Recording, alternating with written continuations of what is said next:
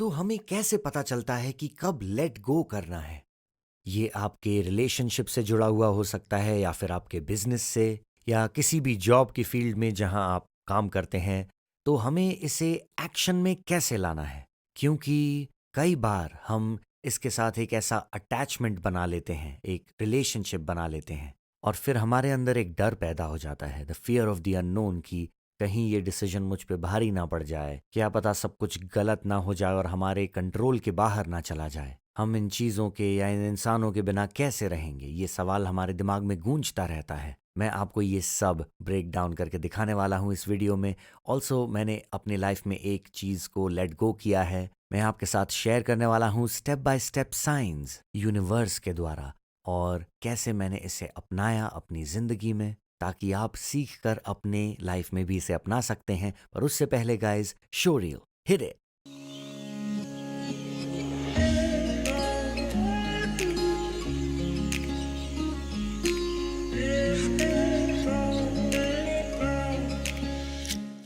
What's up guys, मैं हूं Eric हो, इंटरनेशनल स्पीकर, एंटरप्रेन्योर और बेस्ट सेलिंग ऑथर। और इस वीडियो में मैं आपके लिए ब्रेक डाउन करने वाला हूं कि कैसे एक्चुअली फिगर आउट करना है कि क्या ये सही समय है लेट गो करने का। लेट गो करने का उस रिलेशनशिप से जो आप बहुत समय से खींच रहे हैं, आपको भी पता है चीज़ें उतनी अच्छी नहीं हैं, काफ़ी प्रॉब्लम्स भी आ रहे हैं।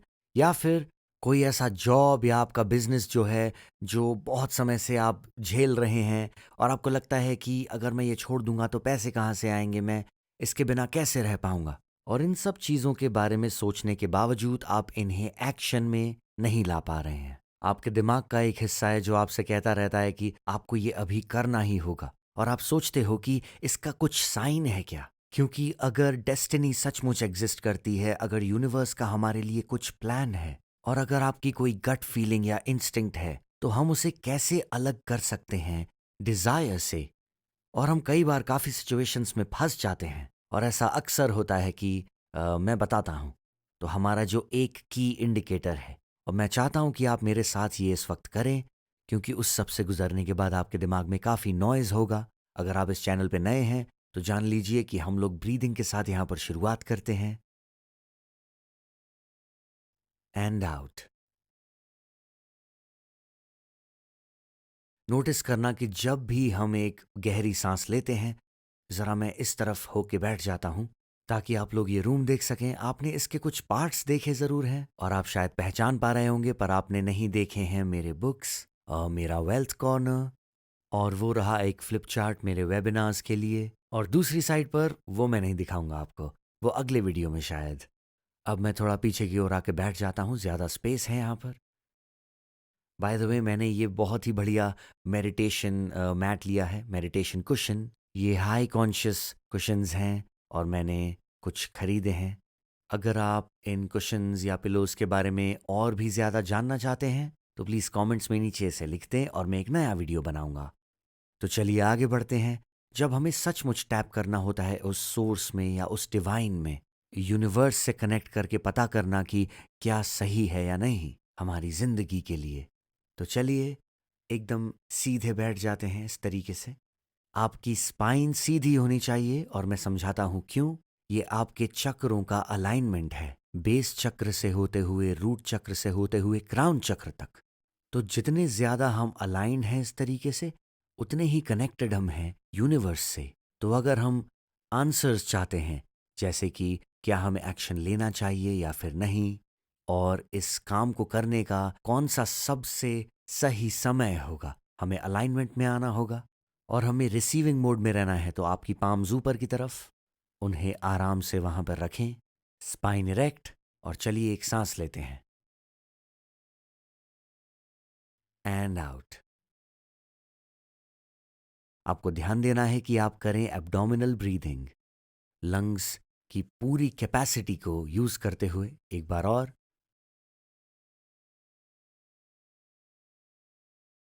And out.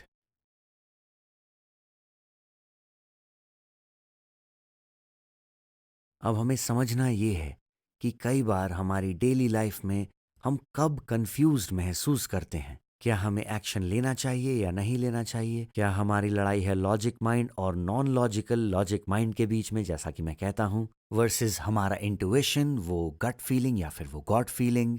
तो इतना सारा कन्फ्यूजन क्यों होता है? हमें नहीं पता क्या करना है, क्या मैं लेफ्ट जाऊं या फिर मैं राइट जाऊं? इसीलिए बहुत ज़रूरी है कि जब आप सांस लेते हैं अपनी एनर्जी पर ध्यान दीजिए, शांत होना शुरू हो जाइए। एक सांस लीजिए लंबी, एंड आउट। ध्यान दीजिए कि जब हमारी आंखें खुली होती हैं तब नॉइज ज़्यादा होता है, तो अपनी आंखें बंद कीजिए और एक गहरी सांस लीजिए, एंड आउट। ये करने पर हमारा दिमाग नेचुरली शांत होने लगता है। तो वो पहली चीज़ है, क्योंकि याद रखिए जब हम शांत होते हैं, when we are at peace, peace सबसे हाई वाइब्रेशन है जो कनेक्टेड है डिवाइन से, यूनिवर्स से। और अब शांत हो जाने के बाद जब हम अपनी आंखें बंद करते हैं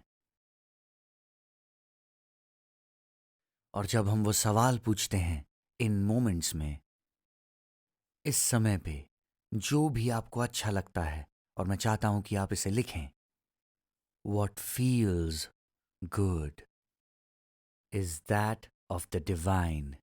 तो इसका क्या मतलब है? आपको क्या अच्छा लगता है, आपको क्या करने का सबसे ज्यादा मन करता है, और आप उस साइलेंस की तरफ बढ़ते हो। जब आप चीजों को साइलेंस करते हो, आप क्या साइलेंस कर रहे हो? ईगो। और ईगो को साइलेंस कर पाने से आप अटैचमेंट को भी कर सकते हो। और ये सब साइलेंट हो जाने पर आपके और डिवाइन के बीच में बात आती है। तो पूछिए वो सवाल, किस डिसीजन से मैं कम स्ट्रेस में रहूंगा?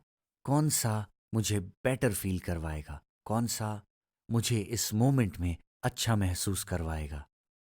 यानी कि कौन सा थॉट, कौन सा ऑप्शन, स्टे करना या क्विट करना या कुछ नया शुरू करना, कौन सा ऑप्शन आपको महसूस करवाता है कि वाओ ये तो बहुत अच्छा है, मुझे इसकी फीलिंग पसंद है? क्यों? क्योंकि ये कहावत है।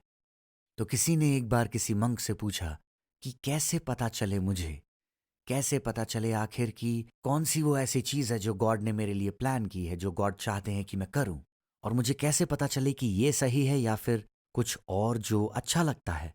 तो मंक ने उत्तर दिया कि गॉड और कोई भी ऐसी चीज़ जो गुड है उसके बीच में सिर्फ ज़ीरो है। गॉड, GOD, और उसके बीच में एक ओ डालिए यानी कि ज़ीरो, तो वो गुड बन जाता है। और अगर आप ये बहुत ही सिंपल कॉन्सेप्ट समझते हो तो होता ये है कि आप बहुत ही अच्छा महसूस करने लगते हो, दैट गुड फीलिंग। हमें बहुत ही अच्छा महसूस होता है, बहुत सारा पैशन, जैसे कि कुछ उज्जवल हो रहा हो। और इस नई शुरुआत के बारे में सोचने पर आप पाओगे कि वो गॉड हैं जो आपसे बात कर रहे हैं। पर प्रॉब्लम यह है कि ज्यादातर समय हमारा दिमाग थका हुआ होता है उस सारे के सारे आर्ग्यूमेंट से या किसी कॉन्वर्जेशन से या फिर बस जिंदगी के रुख से।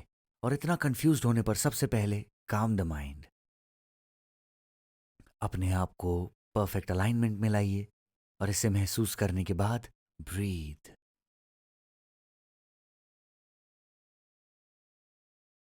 और महसूस कीजिए कि कौन सा डिसीजन आपको सबसे प्लेजेंट लगता है, कौन सा आपको थोड़ा केओस या स्ट्रेस से भरा लगता है।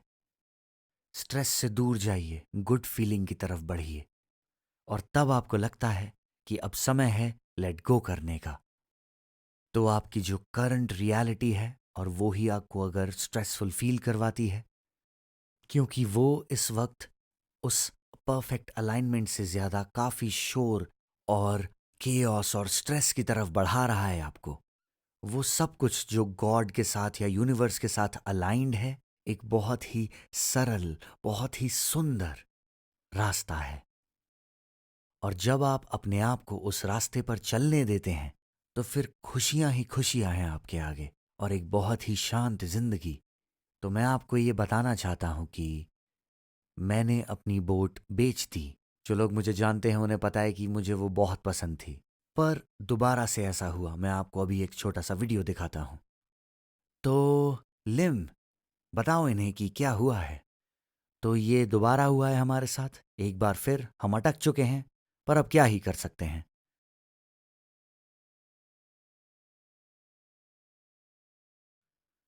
प्लीज ऑडियंस को बताइए कि क्या हुआ है। किसी कारण से प्रोपेलर में कुछ खराबी आई है।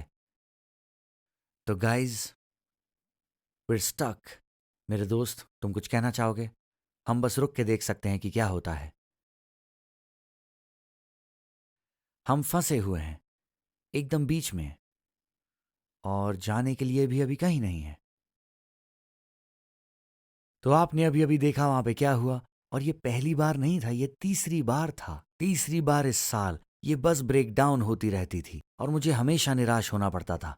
आपको पता है ऐसा होता है कभी कभी लाइफ में कि आप कोशिश करते रहते हो, कोशिश करते रहते हो, फिर भी निराशा मिलती रहती है आपको। बहुत सारे मोटिवेशनल स्पीकर्स कहते हैं कि कुछ भी हो जाए उसका पीछा मत छोड़िए। मेरा मानना यह है कि एक रास्ता होता है, और ये वो ही रास्ता है जिस पे गॉड चाहते हैं कि आप चलें। और फिर दूसरा रास्ता है ईगो का, अटैचमेंट का, जहां पे आपको लगता है कि ये मेरा है, मैं इसे नहीं जाने दूंगा, मैंने इसे बनाया है, मैंने इसे कमाया है, लड़ा हूं मैं इसके लिए।